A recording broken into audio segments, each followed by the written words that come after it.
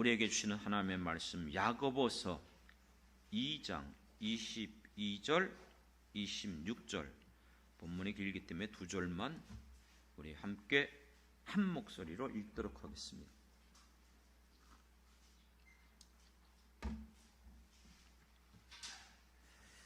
야고보서 2장 22절 26절 한 목소리로 같이 읽겠습니다.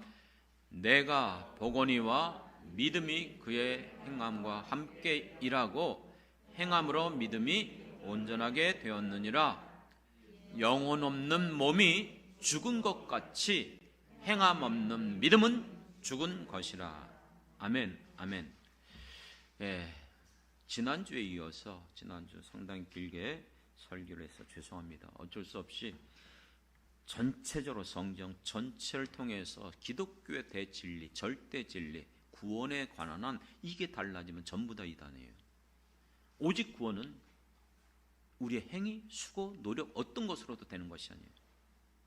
예수를 믿음으로만 이 신층이 의롭다함을 얻고 구원을 얻어 하나님의 자녀가 되는 것을 믿습니다.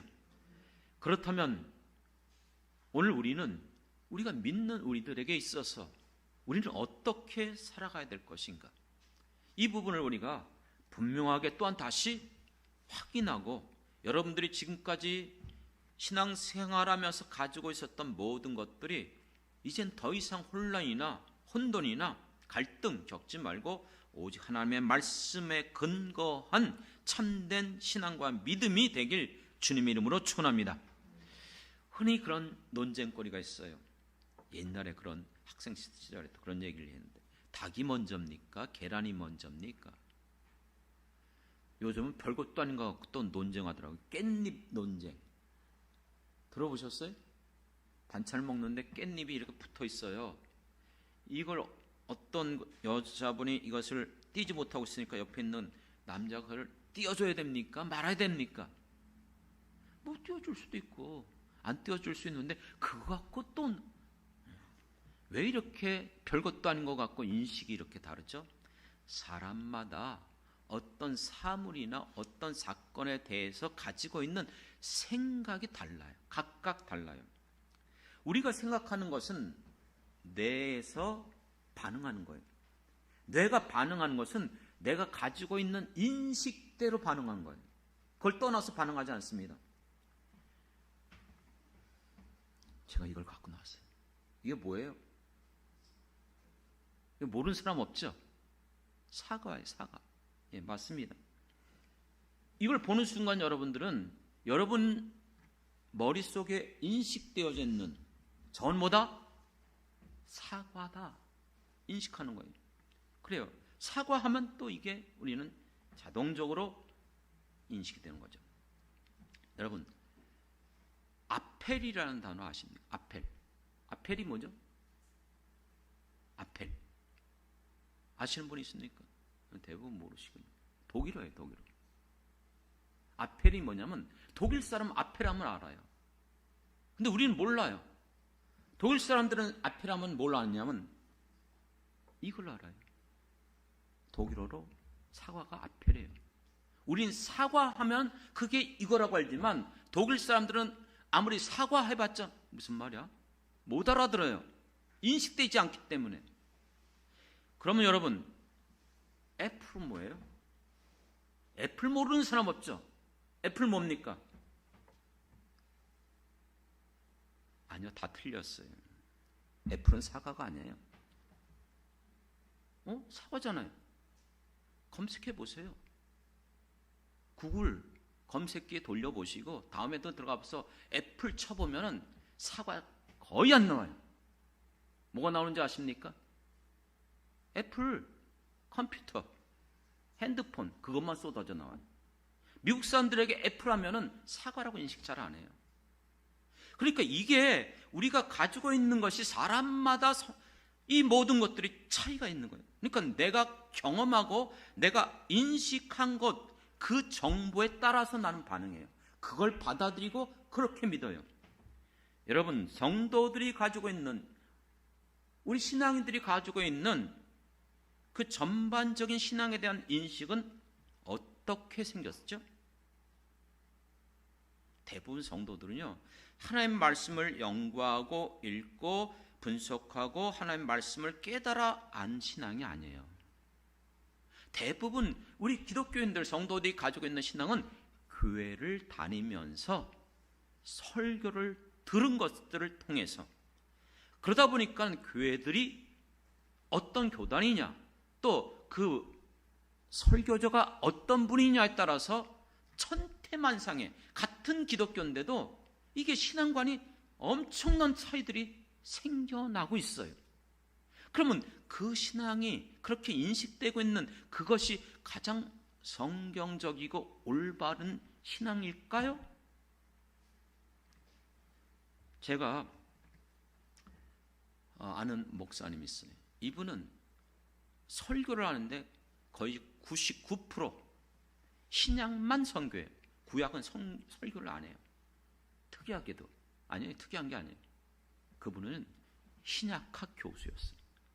그러니까 그분은 자기가 전공한 것이 신약이니까 허구한 날 신약만.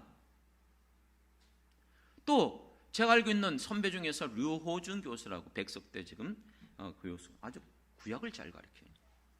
이분은 설교를 하면 언제나 구약만 가르쳐요. 구약을 가지고 설교를 해요. 지금 목회도 나름대로 하고 있는데 그 설교를 들어보면 언제나 구약이에요. 그리고 이분은 또 축도를 해도 예수 그리스도의 은혜와 하나님의 사랑과 성령의 이렇게 안 해요. 하나님은 내게 은혜를 베푸시고 내 얼굴을 비추며, 구약의 아론의 축복을 가지고 축도를 하더라고요. 아니, 축도를 왜 저렇게 하지? 자기가 생각하는 대로. 여러분, 그렇습니다. 우리 한국에서 지금까지 강해 설교라는 것은요, 제목 설교, 믿음 해갖고 믿음에 대해서만 여기저기 성경이 쫙 끄집어 갖고 설교하는 겁니다. 근데 그건 부분적이에요. 그 본문이 정말 그 뜻인지는 본문의 문맥을 보지 않고는 잘 모를 때가 있어요. 그런데 제목 설교는 굉장히 강해요. 분명하게 드러날 수 있어요. 주제 설교도 마찬가지고요. 근데 이제는 우리 한국 교회가 이만큼 이제 몇 세대를 지나오기 때문에 최근에 설교 스타일은 거의 대부분 잘 알려진 교회, 그리고 많은 그같이 인정받는 것이 강해 설교라고 그래요. 강해 설교는 성경 본문을 통해서 이 본문이 말하고 있는 핵심 메시지가 무엇인가, 주제가 무엇인가 있는 그대로 성경을 그대로 나타내 주시면서 설교하는 거예요. 대표적인 분들이 돌아가셨지만 옥하는 목사님, 그 다음에 하영조 목사님, 그리고 뭐 신밤 남포교회 그 목사님 박영선 목사님도 있고, 또 아직은 안 돌아가셨지만 이동원 목사님, 이런 분들이 대표적인 강해 설교자들. 그분들은 성경을 정말 그렇게 잘 풀어가요. 근데 이분들이 유명하고 많이 알려졌기 때문에 목사님들을 모아놓고 강해 설교 세미나를 자주 해요. 돌아가신 분이 이제는 없으셨지만 그분들이 생전에 항상 사람이 다르지만 동일하게 말하는 게 있어요. 목사님들 설교하실 때에 강해 설교하기 위해서는 반드시 성경 본문으로 들어가십시오. 그리고 그 성경을 귀납적으로 3년 이상 꼭 연구하시고 하십시오. 안 그러면 강해 설교가 나올 수가 없다는 거예요. 무슨 말이죠? 우리는 지금까지 신앙생활하면서 내가 가지고 있는 신앙관들이 정말 철저히 성경 중심적이고 객관적이라고 말은 하지만 실제 들어가 보면 이만큼 편협되고 부분적이고 주관적인 신앙생활이 많아요. 그렇기 때문에 성도들도 어떤 면에서 마찬가지예요. 자기들이 좋아하는 말씀만 들으려고 해요. 그리고 우리에게 있어서 하나님은 성경 66권이 주셨어요. 다 필요해서 주신 거예요. 그런데 우리는 그 말씀을 받고 읽고 그 말씀을 우리가 붙잡느냐에 대해서는 별로 관심이 없어요. 하나님이 정말 인정하는 일꾼이 누구라고 그랬죠? 성경대로 말씀해 보면 디모데후서 2장 15절에 이렇게 표현했어요. 하나님이 인정하는 일꾼은 하나님의 말씀, 진리의 말씀을 옳게 분별할 줄 아는 사람. 이게 왜 하나님이 인정합니까? 이 사람은 그게 하나님의 뜻이라고 생각하고 그렇게 했어요. 그런데 하나님은 그게 아니에요. 그러니까 자기 생각대로 한 것이지 하나님의 뜻대로 한 것이 아니에요. 그렇기 때문에 내가 행하는 것이 옳은 것인지 하나님의 뜻인지를 반드시 여러분 성경을 통해서 하나님의 말씀을 통해서 분별해서 그것을 깨닫고 그렇게 행동해야, 그렇게 살아가야 그것이 하나님이 인정하는 바로 믿음이라는 거예요. 믿습니까? 예수님 당시의 바리새인들 누구보다도 그 열정, 열심, 둘째가라면 서러웠어요. 우리들 비교 못해요.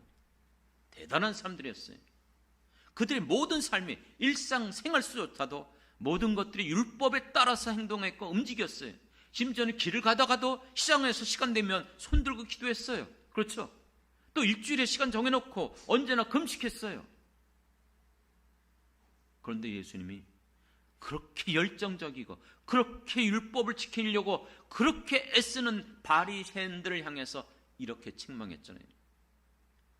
너희가 도무지 알지 못하는 신에게 헛되이 경배하고 있다는 거예요. 그들은 하나님 믿고 있는데요? 왜 그렇죠? 이렇게 말씀하셨습니다. 하나님의 계명을 사람의 계명으로 삼아 헛되이 가르치고 있다는 거예요. 하나님의 말씀 계명을 인간의 계명으로 바꿔서 가르치고 있다는 거예요. 사랑하는 성도 여러분, 그렇기 때문에 우리가 믿는 것, 그 모든 것들은 하나님의 말씀의 그러한가 항상 여러분들이 살피시고 그 말씀을 여러분 붙잡길 원합니다. 앞서서 지난주에 살펴봤던 우리의 절대적인 구원의 진리는 오직 예수 그리스도를 믿을 때에 내 죄를 깨닫고 회개하고 돌이키고 내가 하나님 앞에 돌아섰을 때에 예수의 십자가의 공로로 우리가 죄 사함을 얻고 의롭다함을 얻으며 하나님의 자녀가 되어지며 이제 그러므로 새로운 피조물로서 구원받게 될 줄 믿습니다. 믿습니까? 이거 성경이죠? 누구의 말이 아니에요. 경험 얘기가 아닙니다. 이미 다 우리가 성경 본문을 통해서 살펴본 거예요. 자, 그럼 이제 이렇게 율법으로는 구원받을 수가 없어요. 율법을 아무리 지킨다 할지라도 그게 구약 백성이었어요. 그게 로마서 1장부터 3장에서 나왔던 내용이에요. 그러면 우리가 의롭다함을 얻는, 구원을 얻는 것은 은혜로 예수 그리스도를 믿음으로만 구원받는 거예요. 그러면 우리가 구원 얻은 우리들은 율법을 어떻게 됩니까? 지켜야 됩니까? 말아야 됩니까? 이것도 이미 말씀드렸던 거예요. 우리가 율법을 지킬 필요가 없다. 왜? 그것으로 구원받는 게 아니기 때문에. 이것은 율법 폐기론자예요.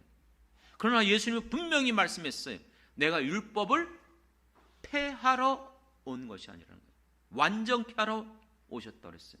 믿습니까? 심지어는 겉으로 드러난 율법이 아니라 사람을 죽여서 살인죄, 도둑질했기 때문에 도둑놈, 여러분 간음했기 때문에 간음죄가 아니고 내 마음에 미워하고 음욕을 품고 탐심을 품으면 이미 그 죄를 범한 거예요.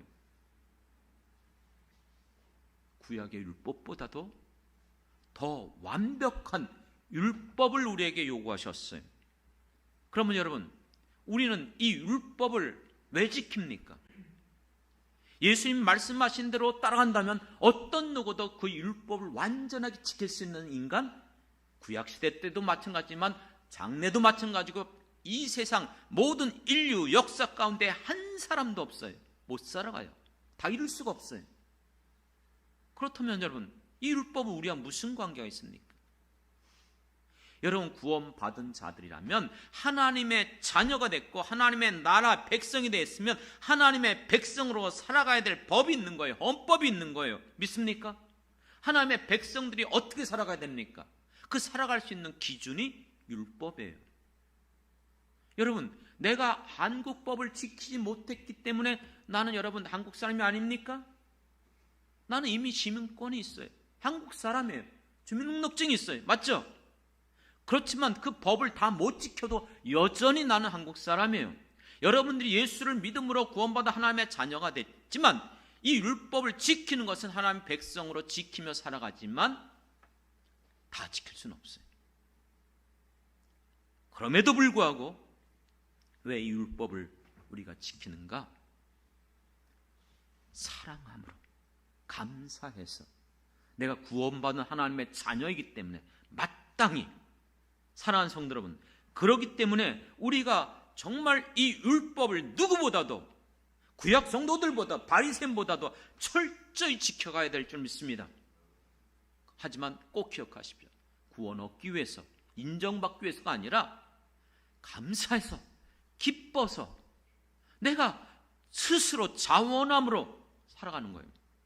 이와 같은 사람은 결코 자기가 어떤 공로, 수고, 애쓰고 헌신한 거 아무것도 드러내지 않아요. 자랑하지 않아요.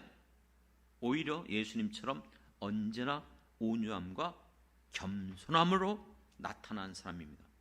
그렇습니다. 그렇기 때문에 우리가 이와 같은 삶을 살아가는 사람들은 언제나 우리가 기억하고 잊지 말고 붙잡아야 될 말씀 중에 가장 핵심이 산상수훈이에요. 알죠?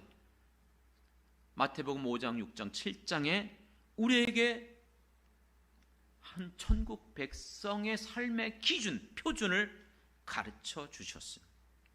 여러분, 산상수훈의 결론이 뭐예요? 그들을 어떻게 한다고요? 열매로 알지니. 우리가 정말 예수를 믿고 구원받은 사람들입니까?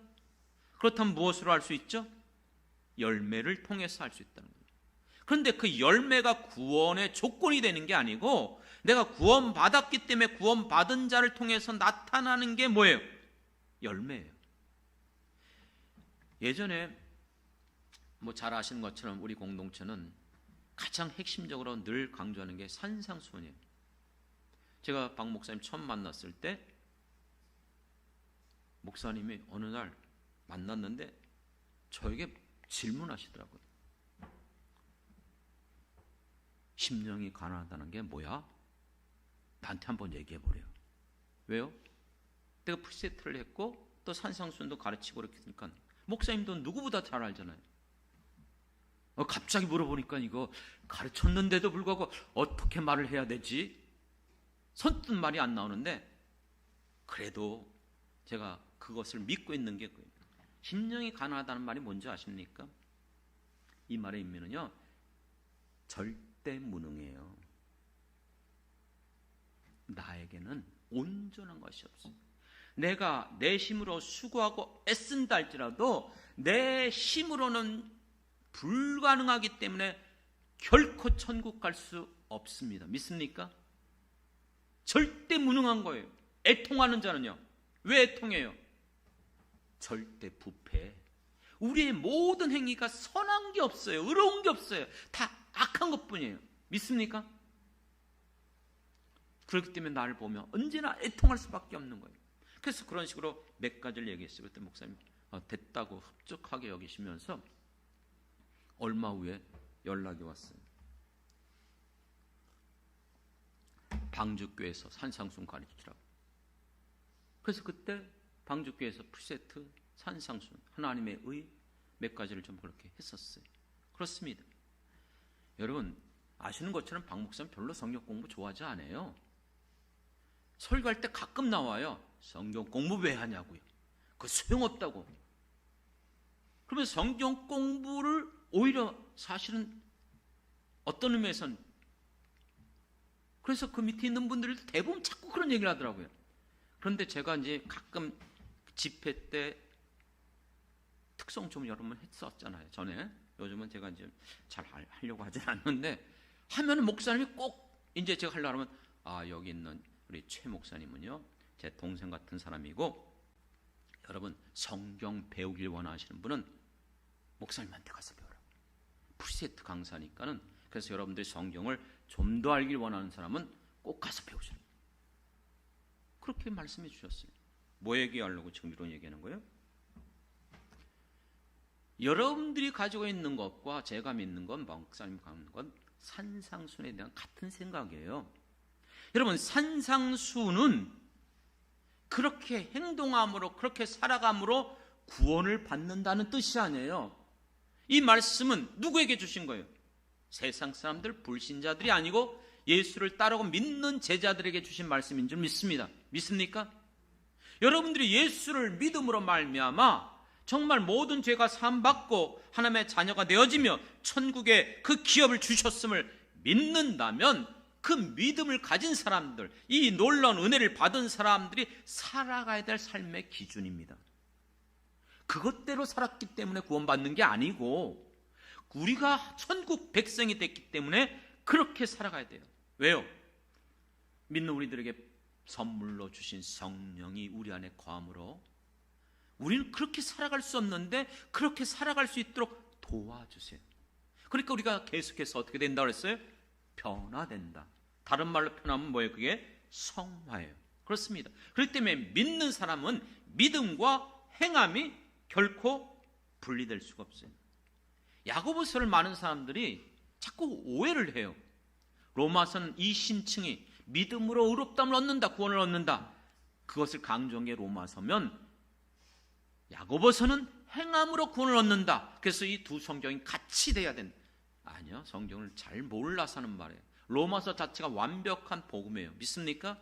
1장부터 7장이 바로 이 신층이고 8장부터 16장이 믿음으로 말미암아 그렇게 이젠 구원받았다면 어떡하라? 살아가라라요. 이미 행위가 드러나고 있어요. 야고보서도 여러분 행위를 강조한 게 아니에요. 너희가 믿느냐? 그 믿음이 살아있다면 뭐예요? 행함이 나타날 수밖에 없다는 거예요. 분리시킨 게 아니에요. 그렇기 때문에 여러분, 우리는 성경을 오해하고 편협된 시각으로 잘못 해석하면 안 돼요. 우리가 믿고 따르는 것은 오직 하나님의 말씀이며 주님의 음성만 들어야 될 줄 믿습니다. 누구의 음성만요? 주님의 음성, 하나님의 말씀만. 우리가 요즘 요한복음을 다시 한번 또 살펴보잖아요. 요한복음 10장에 유명한 우리의 선한 목자 되시는 예수님. 그런데 우리는 시편 23편의 그 선한 목자 개념만 이해하려고 해요. 그러나 이 요한복음 10장에서 이 목자는 어떤 의미냐면 이 뜻이었어요. 나는 내 양을 알아요. 그렇기 때문에 내 양의 이름을 불러요. 그러면 양은 나를 알기 때문에 내 음성을 듣고 나를 따라온다 그랬어요. 그런데 다른 사람이 부르면 타인의 음성을 듣고는 따라가지 않는다. 오히려 도망가 버려요. 타인의 음성을 들으면. 그렇기 때문에 정말 우리가 하나님을 믿는 사람들이고 주님의 정말 자녀들이라면 오직 우리는 주님의 음성만을 들어야 될 줄 믿습니다. 그런데 여기에 이제 위험성과 함정이 있어요. 우리가 지금 듣는 것, 보는 것, 아까 시작하면서 잠깐 얘기했지만 이건 우리가 가지고 있는 인식을 못 벗어나요. 제가 말해볼게요. 뭐니까? 무슨 말 했죠 제가? 뭐니까? 무슨 말이에요 제가 한 게? 무슨 뜻인지 아는 분? 제가 한 말은요, 뭡니까? 이제 좀 들려요?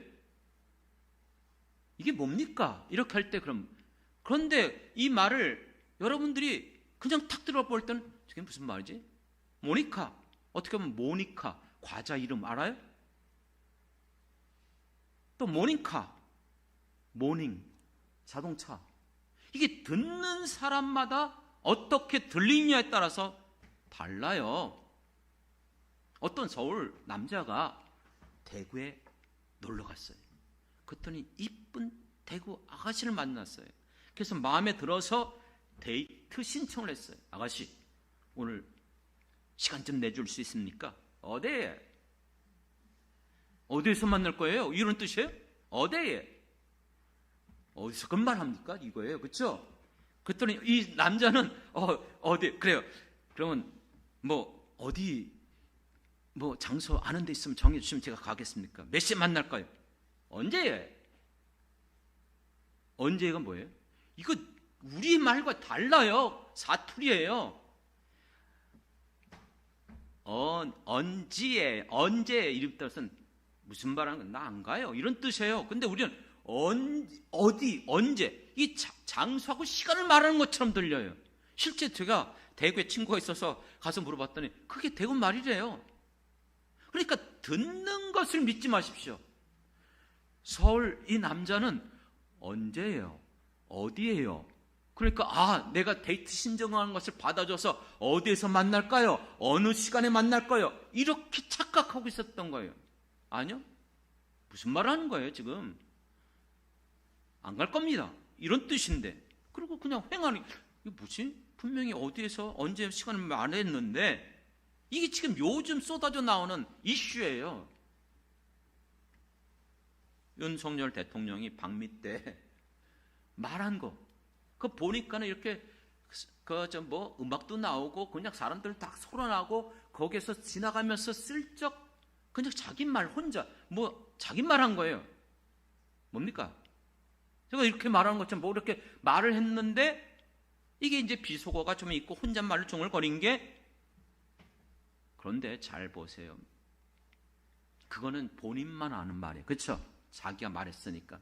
그 말을 즉시 어느 언론사가 보도했어요. 네, 잘 보세요. 보도하는데 그 보도에 이렇게 나갑니다. 그 음성만 듣지 않았어요. 자막이 나갑니다. 뭐가 나갔다고요? 누구도 들으면 이게 무슨 말인지 못 느끼고 아는 말, 알 수 없는 말인데 자막이 나가버린 거예요. 그 자막을 보는 순간 그 말은 바이든이 돼버려요. 누구도 바이든으로 들려요. 이해되십니까? 우리가 듣는 것은 내가 무엇을 보고 있느냐에 따라서 달라져요. 시각이. 그래서 여러분, 듣는 것도 믿지 말고 보는 것도 믿지 말기 바랍니다. 첫 번째 거 좀 올려주시기 바랍니다. 그림을 한번 여러분 봐주셨으면 좋겠어요. 이 그림이 보는 사람에 따라서 보여지는 얼굴의 모습이 달라요. 이건 보통 옛날 신약에 나오는 모습이에요. 이 사람의 얼굴이 젊은 여인입니까? 늙은 노파입니까? 잘 보시면은 젊은 미녀의 모습이 옆으로 이렇게, 그리고 귀가 보이고 눈만 살짝 보여요. 그렇죠? 아니요. 귀가 아니고 그게 눈이에요. 눈. 그리고 이 턱이 코예요. 코. 그렇게 보니까 이게 늙은 노인의 모습으로. 그러니까 보는 것이 보는 시각마다 다 달라요. 느껴지죠? 예, 두 사람의 모습이 동시에 보일 수 있어요.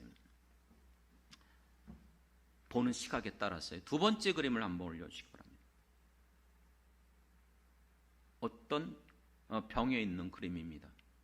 자, 이 그림을 보게 되면 이 그림을 보면서 사람들이 보는 모습이, 이거는 보는 시각이 아니고 내가 경험하고 내가 생각하고 내가 알고 있는 방식으로 보게 되는 거예요.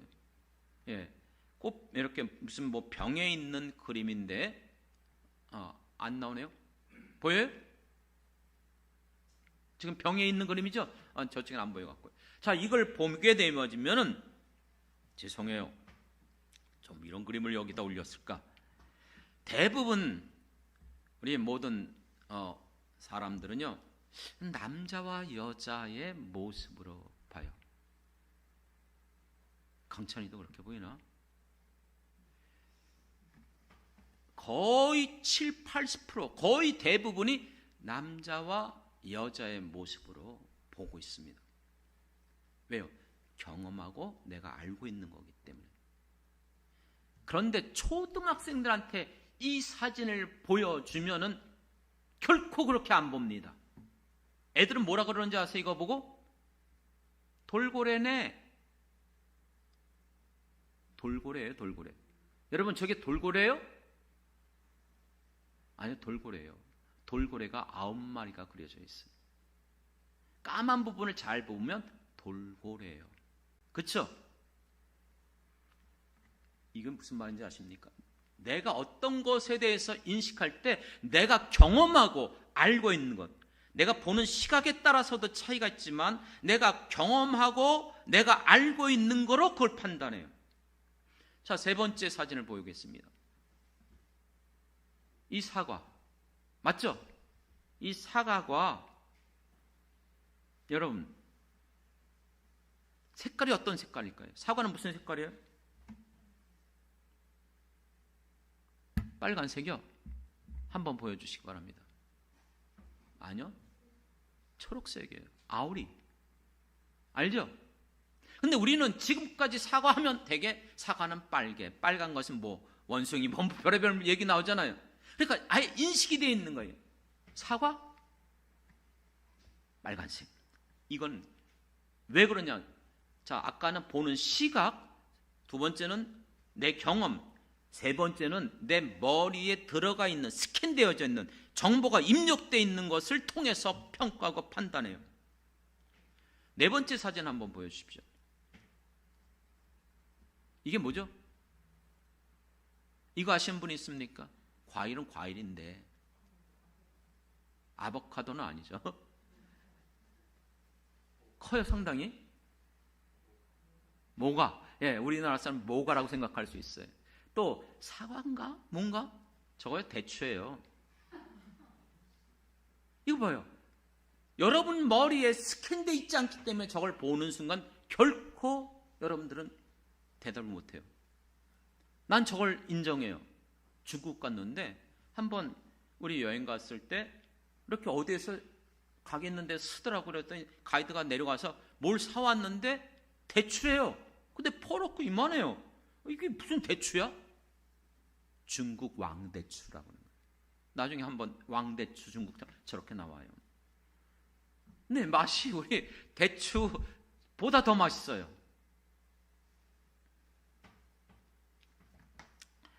자, 이제 꺼주시기 바랍니다. 왜 이런 말을 하죠? 기억하십시오. 인간이 인식하는 것은요, 보는 것과 듣는 것을 인지해요. 그리고 이미 내 뇌 속에 스캔되어져 있는 것을 통해서 그것을 분석하고 판단하고 해석해서 결정합니다. 이와 같이 모든 사람들의 생각과 판단은 내가 가지고 있는 경험, 내 시각, 아는 거 넘어서지 못해요. 넘어설 수가 없어요. 얘기했잖아요. 하나님에 대한 것은 인간의 모든 걸 초월하시는 분이에요. 그것을 알기 위해서는 방법이 없어요. 오직 성경만을 통해서만 알 수 있는데, 우리는 성경을 통해서 아는 게 아니고 지금까지 신앙생활하면서 교회를 다니면서 그저 들었던 것들 중심으로. 그런데 이제 얘기했던 것처럼 그게 굉장히 교단마다 좀 차이가 있고 또 목회자마다 다 편협되어져요. 균형 있게 건강하게 성경 전체를 정말 그렇게 하는 많지 않아요, 정말. 그러다 보니까 성도들이 굉장히 신앙관들이 부분적이고 표변적이에요. 종교개혁자들이 천주교에서 이제 개신교로 기독교로 넘어오면서 없앤 게 있어요. 그게 뭐냐? 형상, 그림, 성화, 십자가 다 없앴어요. 그래서 개신교는 원래 십자가를 안 거는 게 정상이에요. 왜 그런 걸 없앴을까요? 카톨릭에 가보면 그런 십자가도 또 그다음에 그 뭐예요? 그 동상 있죠? 마리아 무슨 뭐 성인들, 그리고 수많은 성화들이 많이 있어요. 근데 그거를 보는 순간 아까 말했잖아요. 윤석열 대통령이 말한 게 바이든인지 누구도 들어보면 몰라요. 저도 몇 번 여기 들어봤는데 그냥 들어보면 모르겠더라고요. 근데 자막에 바이든 나가버리니까 그게 전철되는 거예요. 우리가 십자가를 보고 성화를 보면 우리는 예수님 하면 어떤 모습이죠? 여러분들이 성화에서 봤던 그 모습이 예수님이에요. 정말 그게 예수님의 모습일까요? 아니요. 그런 이 서양권 백인의 모습이 아니에요. 예수님은 오히려 동양적인 유대인이기 때문에 그래요. 그렇기 때문에 이 같은 부분에 성경보다 하나님 말씀보다 자꾸 그런 게 앞서가니까 없애버린 거예요. 왜요? 오직 하나님 말씀만이. 그런데 한번 이런 게 전철되어져 있으면, 이런 게 내 안에 들어와 있으면 안 바뀌고 안 없어져요. 마약 중독자가 이걸 끊기 위해서 정말 노력했어요. 얼마나 했는지 몰라요. 그래서 아예 핸드폰 전부 다 바꿔버리고 거기에 있는 주소록도 전부 다 전화번호 다 지워보냈어요. 근데 몇 개월 못 가서 또다시 마약에 손들댔어요. 왜 그런지 아십니까? 어떻게? 당신 다 지웠지 않느냐? 전화번호 연락도 없지 않느냐? 다른 건 다 잊어버렸는데 마약 공급책 그 사람의 핸드폰 번호는 안 잊어버렸대요. 여러분, 남편, 아내 핸드폰은 거의 번호 알죠? 근데 자녀들, 저는 죄송하지만 우리 최조원 도사님 전화번호도 몰라요. 그냥 입력된 대로 누르기 때문에 이거 지워지면 몇 번을 걸어야 될지 난감할 때가 있어요. 그렇죠? 근데 이 사람은 안 잊어버렸어요. 번호를 그대로 알고 있는 거예요. 다 지웠는데도. 왜요? 그 뇌리 속에서 지워지지 않고 남아있는 거예요.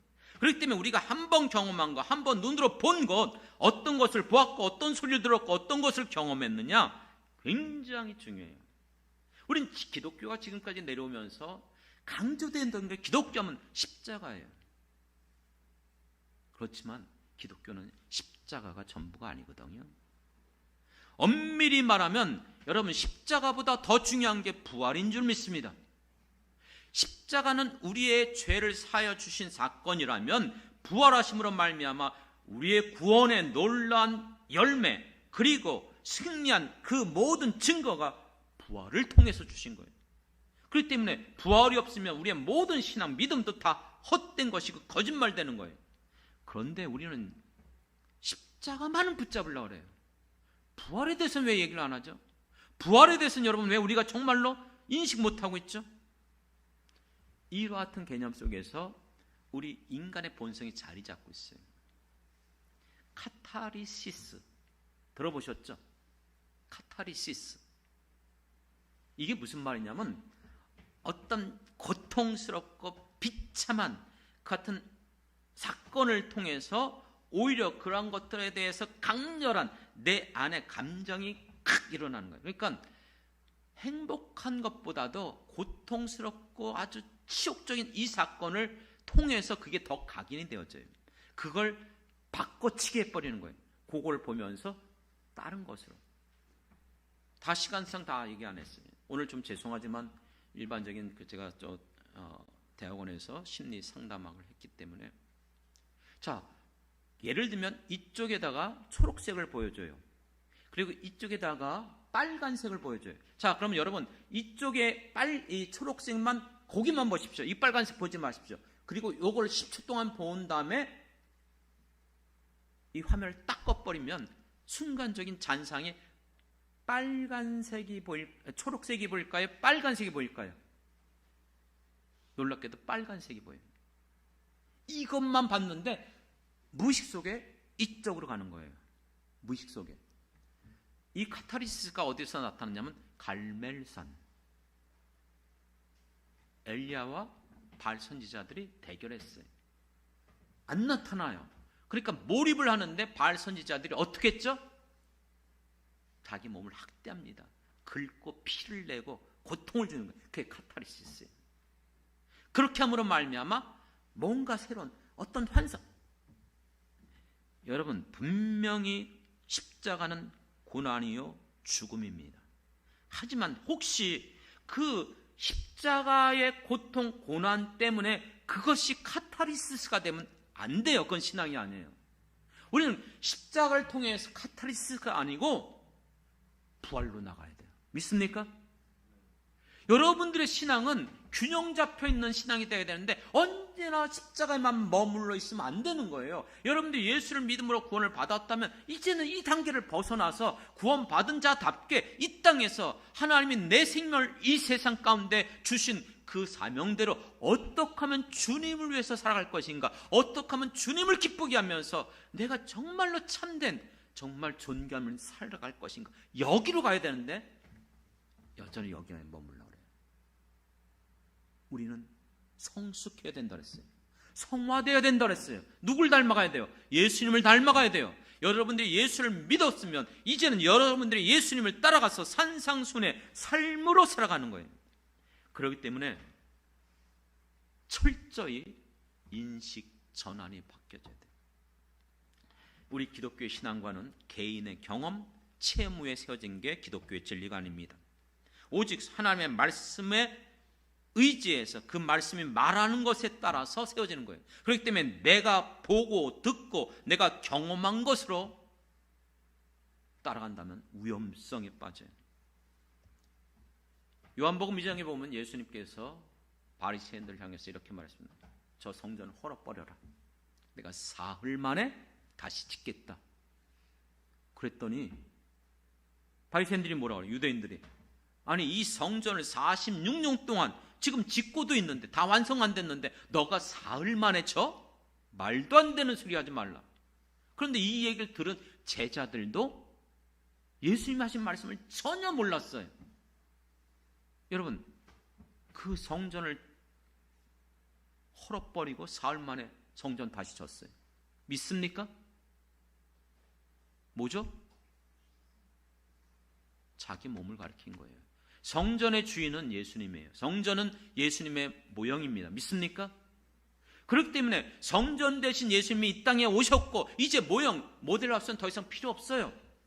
그래서 예수님이 그것을 완성시킴으로 이제 예수 그리스도가 부활하심으로 예수 그리스도 안에서 하나님의 나라가 이제는 온전히 눈에 보이지 않는 하나님의 나라, 주님의 교회가 세워져 가고 있는 거예요. 이게 우리의 신앙이죠. 그런데 제자들조차도 믿지 못했고 이해를 못했고 알지 못했어요. 그게 인식의 차이예요. 사랑하는 성도 여러분, 우리가 자꾸 믿음과 행함을 왜 분리시킵니까? 그건 우리 인식이에요. 우리는 이원론적인 것으로 살아가요. 내가 아는 거, 내가 믿는 거, 내가 알고 이것과 실제 행동과 다를 때가 많아요. 왜 다른지 아십니까? 다른 이유가 있어요. 첫 번째는 내가 능력이 안 돼요. 내가 그렇게 아무리 말하고 알고 있어도 알고 있는 대로 하려고 해도 안 되는 게 내 인간의 모습이에요. 맞죠? 우리의 한계 때문에 그래요. 두 번째는요, 죄성의 결과예요. 우리의 죄성은 그렇게 살아가길 원하고 그게 올바르다고 해도 아니요, 그걸 싫어해요. 그러니까 우리는 철저히 우리의 삶 가운데 자꾸 이원론적으로 이걸 구분하고 분리시키려고 해요. 그런데 성경에서 말하는 믿음은 결코 분리가 안 돼요.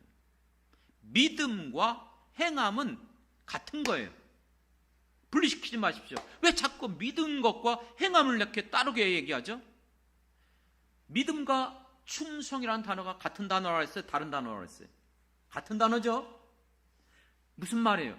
믿음 있는 사람은 행함이 나타나는 거예요. 어떻게 해요? 충성하게 되어 있어요. 사랑하는 사람은, 우리 안에 사랑이 있으면 여러분 말로만 사랑하는 사람이 아니에요. 우리에게 있는 이 사랑은 하나님의 사랑이에요. 그렇기 때문에 성경 우리에게 너희 안에 정말 그 사랑이 있다면 말로만 혀로만 사랑하지 말라는 거예요. 그 사랑을 어떻게 해야 돼요? 행함과 진실함으로 살아가라는 것입니다. 혈류증 걸렸던 여인이 어떻게 고침받았습니까? 그 예수님의 옷자락을 붙잡아서 행동했기 때문에 죄에서 그리고 그 병에서 구원받았습니까? 겉으로는 분명히 행동했어요. 하지만 왜 잡았습니까? 이미 믿음이 있었어요. 맞죠? 믿었기 때문에 내가 잡으면 고침받으리라. 믿음이 있었기 때문에 행함이 같이 간 거예요. 아브라함이 이삭을 바침으로 행함으로 의롭다함을 얻었다고 나옵니까? 여기에서도 분명히 그렇게 말하죠. 23절 아브라함이 하나님을 믿으니 아니요. 여러분 그가 믿었기 때문에 행한 거예요. 그러니까 믿음과 행함은 분리되는 게 아니고 동시에 같이 갑니다. 우리가 이해시키기 위해서 가끔 그런 얘기, 동전의 양면입니다. 한쪽은 믿음, 반대쪽은 행함. 이것도 잘못된 여러분 사례예요.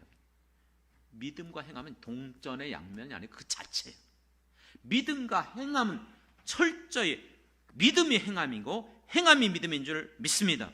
사랑하는 성도 여러분, 그렇기 때문에 오늘 여러분들이 예수를 믿는 사람들이라면 반드시 행함이 나타날 수밖에 없어요. 그런데 그 행함을 나타날 때에 그것을 통해서 내가 구원의 어떠한 근거가 되고 또 그것 때문에 내가 구원받을 수 있는 자신감이 생기고 그것 때문에 내가 무엇인가 말할 수 있는, 아니요, 철저히 그건 아니에요.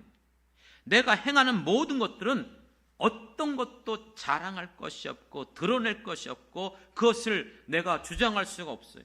오직 내 구원은 예수 그리스도의 공로로만, 십자가의 그 보혈의 피로만 구원을 얻게 되는 줄 믿습니다. 그렇기 때문에 여러분들이 율법을 지키고 행하는 모든 것들은 꼭 기억하십시오.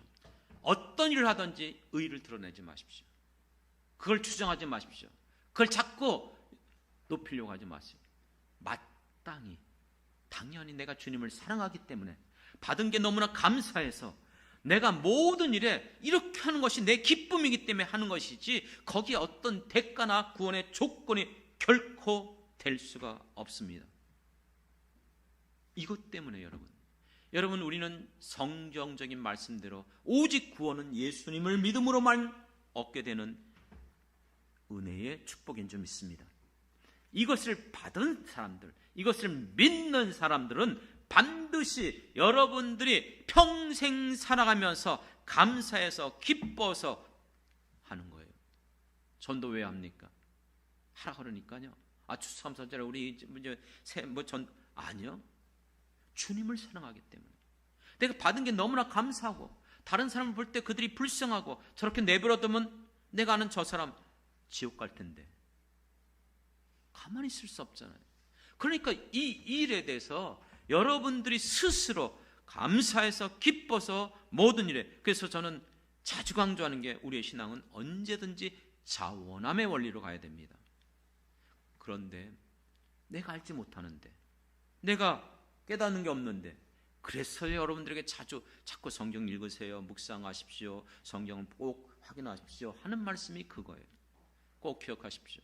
오늘 조금 이 방식을 잘 안 쓰려고 그랬어요. 그렇지만 왜 이렇게 시청각이나 사물까지 사업까지 가지고 보여주면서 하는가? 철저히 인정해 주셔야 됩니다. 우리의 생각, 인식, 그것은 내가 알고 있고 보고 듣는 것 이상을 넘어갈 수가 없어요. 그렇기 때문에 신앙생활을 해왔다 할지라도 대부분 어느 교회에서, 어느 교단에서, 어느 목사님 그분들을 통해서 들은 것밖에 몰라요. 여러분들이 정말 우리에게 주신 것이 하나님의 말씀이기 때문에 말씀에 근거한 진정한 하나님의 그 믿음, 하나님께서 우리에게 허락하신 그 은혜, 이 모든 것들을 찾아내시고 발견하시고 흔들림 없이 여러분들이 이제는 더 이상 갈등 겪지 마시고 끝까지 주님과 함께 그 길을, 나를 부르시는 그날까지 평생 걸어갈 수 있는 저와 여러분이 되길 주님의 이름으로 축원합니다.